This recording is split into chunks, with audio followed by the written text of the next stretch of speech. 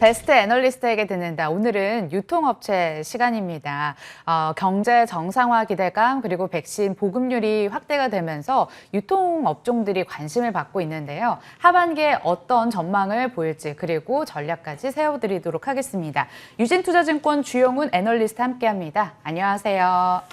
네, 안녕하십니까.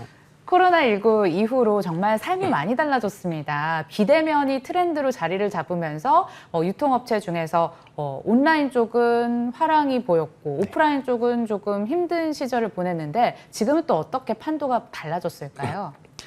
일단 올해 상반기를 조금 요약해서 말씀을 드리자면 아까 언급해 주신 거랑은 정반대의 모습이 좀 나타나지 않았나라고 생각을 합니다.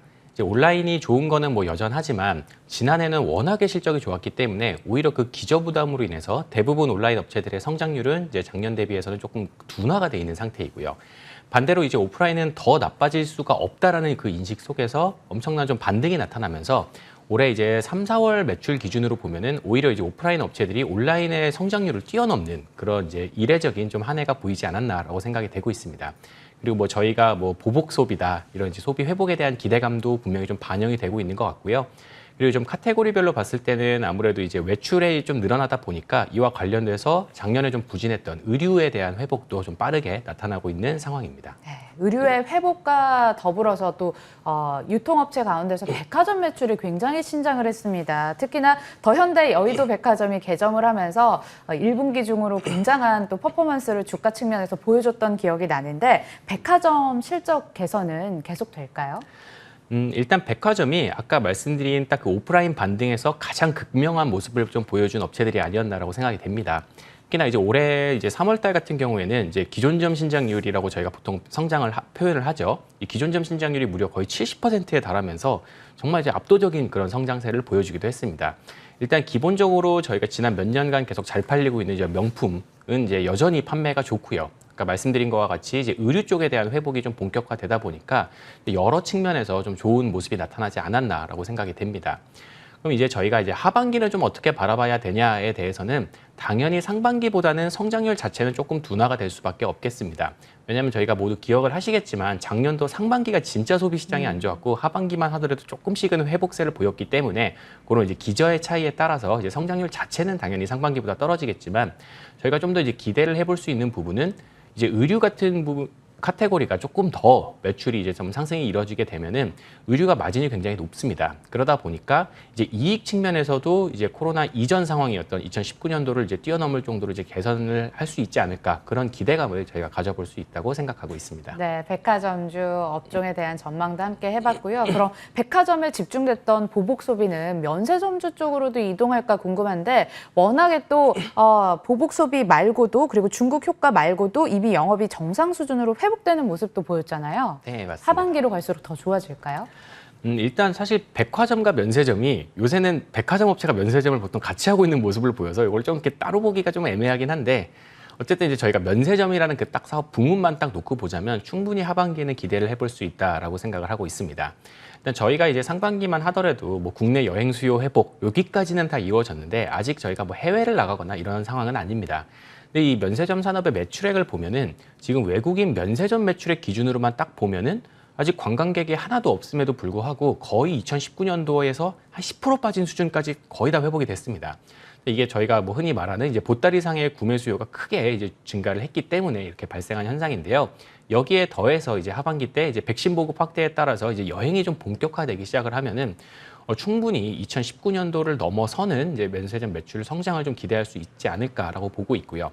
이제 면세점 주가 같은 경우에도 이제 백화점은 이제 상반기부터 좋아졌던 것과 달리 이제 아직까지는 조금 회복세가 덜했기 때문에 상대적으로는 좀 덜 오른 측면이 있습니다. 그러다 보니까 이제 이런 측면에서는 좀 주가에 대한 업사이드도 저는 백화점보다는 좀 면세점 쪽에 대해서 기대할 수 있는 부분이 많지 않을까라고 전망을 하고 있습니다. 네, 여행객들이 정말 엄청나게 여행을 하기 시작하면 또 주가에 그런 게 온기로 반영될 수 있겠다라고 전망을 하셨고요. 유통 쪽에서 오히려 백화점보다 면세점 쪽을 더 유망하게 바라보신다는 관점도 함께 얘기를 해주셨습니다. 자, 그렇다면 대형마트와 편의점은 어떤가요?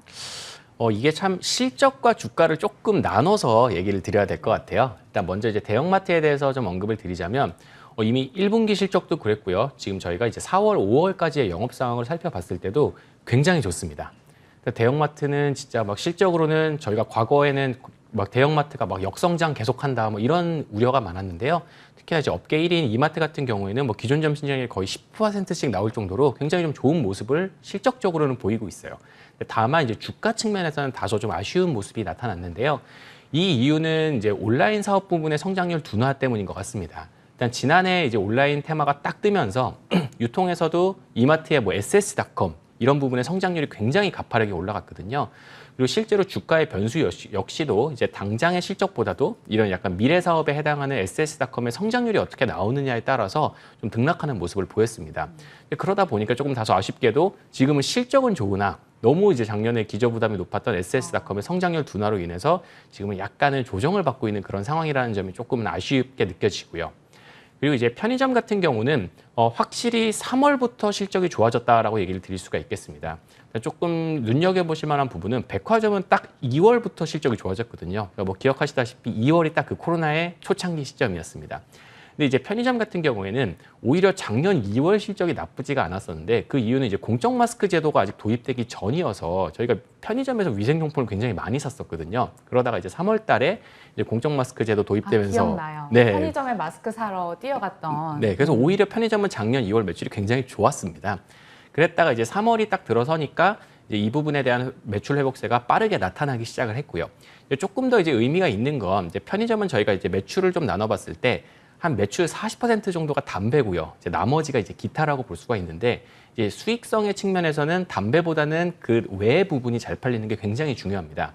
아무래도 이렇게 편의점에서 뭐 저희 도시락도 팔리고 뭐 음료수도 팔리고 맥주도 팔리고 이러려면 기본적으로 사람들이 돌아다녀야 되는데 네. 이제 최근에 이제 외출 수요가 좀 많이 올라가다 보니까 이제 편의점은 좀 계속해서 숫자적으로는 좀 좋은 모습을 보이고 있고 주가 역시도 이제 하반기 때 이제 충분히 이제 유통 타 섹터 대비로도 매력이 높다라고 판단을 하고 있습니다. 네. 알겠습니다. 대형마트랑 편의점 나눠서 함께 진단을 해주셨고요. 유통업계 지각 변동이 굉장히 활발하고 있습니다. 기사 모아봤더니 요기요도 새 주인을 찾고 있고 이베이는 이제 새 주인 찾는 게 임박했다고 하고 네이버랑 쿠팡의 양강구도에 이커머스 후발주자들도 지금 사활을 걸고 있고 엄청난 춘추전국 시대가 펼쳐지고 있는 게 또 유통업계인 것 같은데 이 구도를 어떻게 나눠봐야 되는 문제일까요? 일단 요약을 좀 드리자면 네. 쿠팡이라는 압도적인 1인자가 생겼다는 것은 부정을 할 수가 없는 것 같아요. 그래서 뭐 일단 기업 가치 측면에서도 그렇고요. 근데 이 쿠팡에 대응을 하기 위해서 이제 반쿠팡 연대가 형성이 되고 있다는 게 조금 특징적이라고 말씀을 드리겠습니다. 일단 이제 쿠팡은 저희가 뭐 아시다시피 뭐 가격도 싸고 일단 빨리 갖다 주고 이런 모든 배송과 가격 그리고 규모 모든 거를 이제 다 잡고 있는 이제 업체가 이제 쿠팡인데요. 그 외의 업체들은 사실 쿠팡하고 1대1로 붙기에는 조금 부족한 부분들이 다 있습니다. 대표적으로 이제 네이버 쇼핑을 들 수가 있겠는데요. 네이버 쇼핑은 거래액 자체만 놓고 보면 쿠팡보다도 규모가 큽니다. 다만 오픈마켓의 형태를 띠고 있다 보니까 배송이 좀 굉장히 좀 느리다는 단점이 있었고요. 그리고 두 번째로는 신선식품 쪽은 거의 취급을 못하다는 그런 단점이 있었습니다. 그래서 이제 네이버는 이거를 극복하기 위해서 각 분야에 이제 잘하는 업체들을 모아서 지분 수합까지 이제 이루어내면서 이제 하나의 연맹군을 만들고 있는데요. 이제 대표적으로 이제 CJ그룹 그리고 신세계그룹하고의 제휴를 들 수가 있겠습니다. 그래서 이제 네이버를 통해서 빠른 배송은 CJ 대한통운을 통해서 이제 대응을 하고요. 그리고 신선식품 같은 경우에는 이제 이마트를 활용을 해서 대응을 하고 이런 식의 하나의 좀 연대가 생겨나고 있는 것으로 보이고 있습니다. 이제 최근에 아까 언급해주신 뭐 이베이 코리아 같은 경우에는 이제 또 이제 이마트가 이제 인수를 하게 되는데요. 지금 시장에서는 이제 네이버가 최종 뭐 같이 들어가기로 했다가 최종 불참을 했다라고 해서 이제 동맹 관계가 어떻게 되느냐에 대한 의구심도 많지만 이제 이베이 건과 이제 아까 말씀드린 네이버의 연맹 측면에서는 조금 다르게 좀 생각하시면 될 것 같습니다. 이미 이제 지분 수합까지 이루어진 단계이기 때문에 이제 네이버 중심의 그런 사업은 그대로 진행이 되고요. 이제 이마트 같은 경우에는 이제 이베이 코리아까지 인수를 하면서 이제 거래 규모 자체를 키우면서 자체적인 경쟁력도 좀 확보를 하는 그런 모습이지 않을까라고 보고 있습니다. 뭐 그 외에 뭐 또 하나의 이제 연맹이라고 하면 아직까지 뭐 이렇게 막 생겨나는 단계까지는 아니지만요. 네. 뭐 기사에서는 좀 몇 번 언급이 됐는데 11번가가 뭐 아마존이랑 제휴를 했다 이런 얘기들이 있습니다. 그래서 이런 아마존과 제휴를 통해서 뭐 직구 시장 활성화 이런 것도 가능할 것이라고 보여지고 있고요. 그리고 또 이제 재밌는 게 11번가의 모회사인 SK텔레콤이 카카오랑 또 지분 수합이 되어 있습니다. 그래서 아직까지는 뭐 엄청 뚜렷한 사업이 나오고 있지는 않지만 이제 카카오도 이제 커머스 쪽에 대한 고민이 계속 많은 회사다 보니까 이제 카카오 그리고 뭐 11번가, 아마존 이런 또 하나의 이제 반쿠팡 연대가 형성이 되면서 좀 우리나라 이제 시장 이커머스 시장의 경쟁이 좀 더 치열해지지 않을까라고 보고 있습니다. 진짜 치열하네요. 근데 또 경쟁을 한번 붙여보고 싶은 게 반쿠팡 연맹의 대장이라고 할 수 있는 네이버와 그리고 신흥 강자 카카오 둘 중에 우리 연구원님은 어디가 조금 더 매력적으로 판단하세요? 이게 참 어디가 매력적이라기 얘기하기가 조금 애매한 게 둘이 집중하는 분야가 아직까지는 너무 다르다고 생각이 됩니다. 일단 저희가 전통적인 관점에서의 커머스라고 하면 네이버가 압도적으로 큽니다. 이제 작년 기준으로 네이버 쇼핑의 거래액은 한 28조 원 정도 규모로 우리나라 1위 업체에 해당을 하고요. 뭐 이미 모두가 이제 네이버 쇼핑 한 번씩은 써보셨을 정도로 굉장히 이제 플랫폼 중심의 이제 그런 경쟁력을 갖고 있죠. 근데 이제 반면에 카카오에서 저희가 막 물건을 구매한, 그러니까 오픈마켓처럼 물건을 구매하신 경험은 많이들 없으실 텐데 카카오는 저희가 선물하기라는 굉장히 특색 있는 서비스를 또 갖고 있습니다. 이 선물하기 같은 경우는 저희가 특히나 이제 생일날 막 뭐 기프티콘 보내고 이런 쪽으로 굉장히 조금 특색 있는 서비스를 진행을 하면서 근데 이제 수익성은 오픈마켓 같은 경우는 오히려 경쟁이 너무 심해서 네이버가 거래액은 크지만 막상 아직까지 돈을 많이 못 벌거든요. 그리고 뭐 실제로 쿠팡도 그렇고 돈을 버는 이커머스 업체가 사실 거의 없습니다.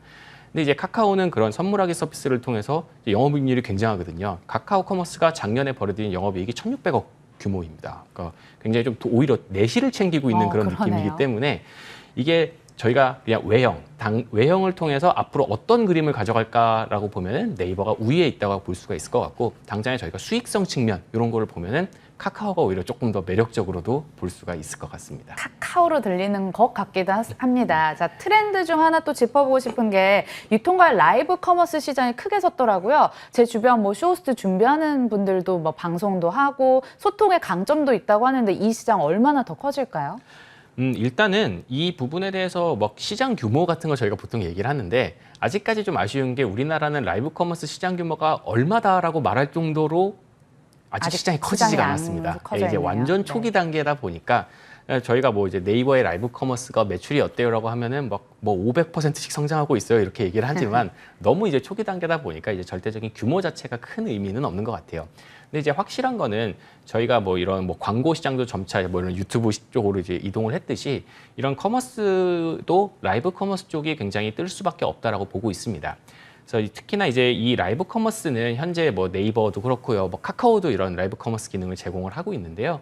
현재까지는 이런 업체들이 그냥 플랫폼만을 제공하는 느낌이고요. 거기에 이제 컨텐츠를 통해서 어떻게 물건을 팔지는 거의 다 이제 개인 사업자들의 이제 역량에만 좀 따라서 달려 있는 그런 상태인데요. 이게 조금 더 이제 정량화가 되기 시작을 하고 이제 이런 시스템까지 좀 지원을 하게 되면은 이제 라이브 커머스 방송에 대한 퀄리티조차도 올라갈 수가 있게 되고 이렇게 될 경우에는 좀 상당히 좀 큰 파괴력을 보일 수 있지 않을까라고 생각합니다. 특히나 이제 가장 큰 경쟁자는 아무래도 이제 홈쇼핑이 될 수밖에 없지 않을까라고 보고 있습니다. 네, 마지막 질문이 되겠습니다. 유통주들 추가 상승 여력 열려 있는지도 궁금하고 우리 연구원님의 탑픽까지 한번 세워보겠습니다. 어떤 건가요? 일단 유통업종은 상반기에 거의 모든 종목이 시장을 이겼습니다. 뭐 일단 실적 자체가 올라오다 보니까 이런 좋은 모습들을 보였는데요.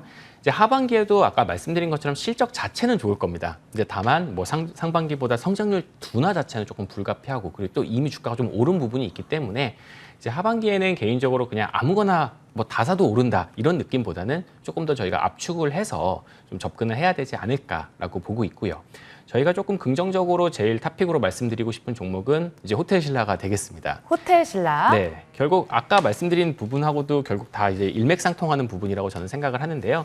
저희가 지금 상반기까지는 아무래도 내수 소비 회복 이쪽을 좀 중심으로 갔다면 이제부터는 뭐 내수 소비도 내수 소비지만 이제 점차 해외여행 본격화에 따른 그런 수요들이 좀 충분히 나올 수 있는 상황이다 보니까 매출 측면에서 충분히 이 페이스대로 간다라고 하면은 내년 정도면 이제 코로나 이전 수준을 뭐 충분히 다 회복할 수 있지 않을까라고 생각을 하고 있고요.